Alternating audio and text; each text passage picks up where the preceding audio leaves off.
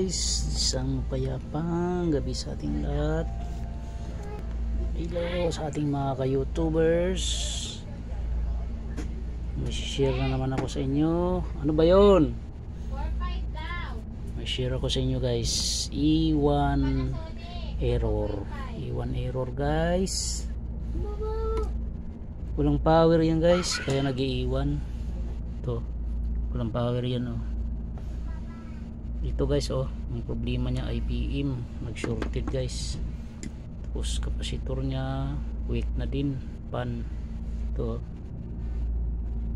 Inalitan ko na dito guys ang salarin.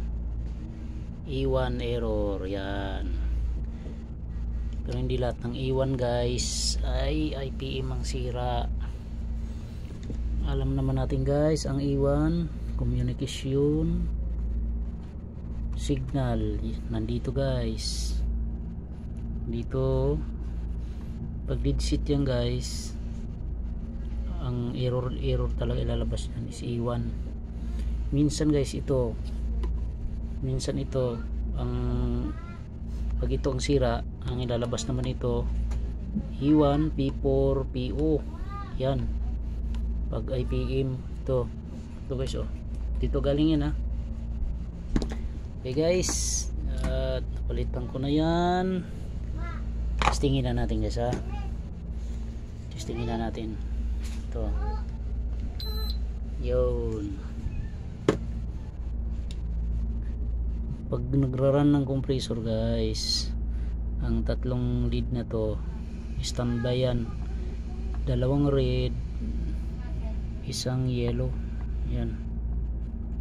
Yan guys oh. Ayan guys oh, nag-standby na siya.